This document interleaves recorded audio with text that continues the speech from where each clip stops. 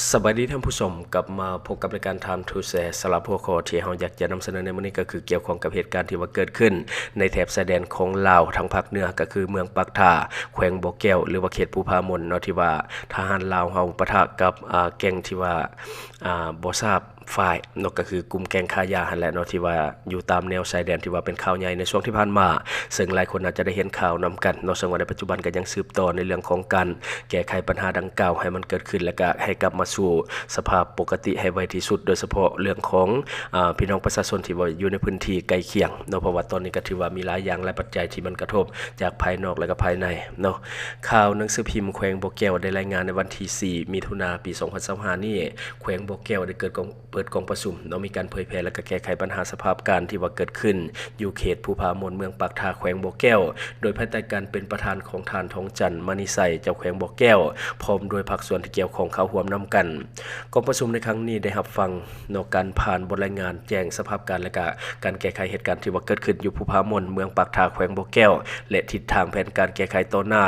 ผ่านในข่าววิเคราะห์และก็การมีสติในการเสพข่าวผ่านในเอกสารว่าด้วยการเพิ่มทวีความสามัคคีและความเสมอภาคของประชาชนบรรดาเผ่า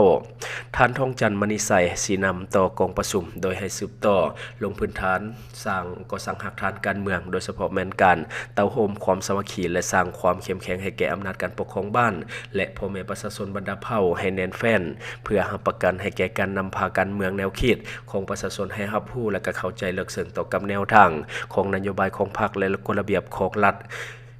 ติดพันเนาะกับการเพิ่มทวีสติระวังตัวต่อกฎอุบายของคนที่บ่ดีบ่หวังดีเนาะบ่หวังดีแล้วก็พยายามที่จะแทรกแซงมางเพทำลายเนาะความแตกแยกสามัคคีบรรดาเผ่า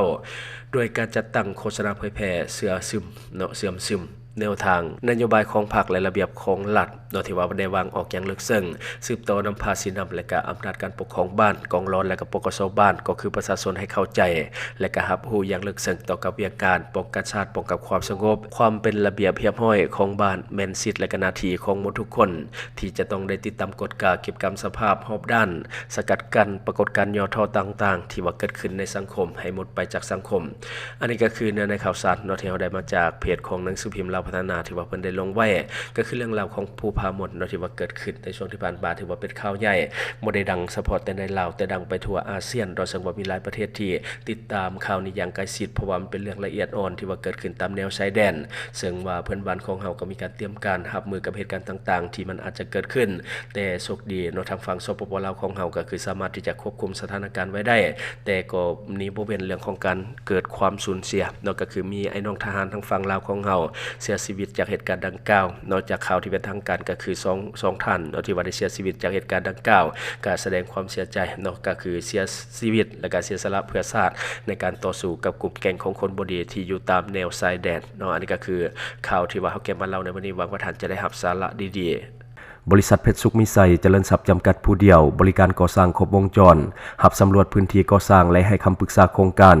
หับออกแบบโครงการต่างๆทั้งแบบ 2D และ 3D การบริการคิดไล่และการประเมินโครงการก่อสร้างหับเป็นที่ปรึกษาโครงการก่อสร้างต่างๆสำหรับท่านใดที่สนใจอยากใช้บริการกับบริษัทเพชรสุขมิไซเจริญทรัพย์จำกัดผู้เดียวสามารถติดต่อที่เบอร์02055662255หรือ02077776451หรือท่านจะเข้าไปเบิ่งผลงานที่ผ่านมาของบริษัทพวกเฮาได้ที่แฟนเพจบริษัท PSMC จำกัด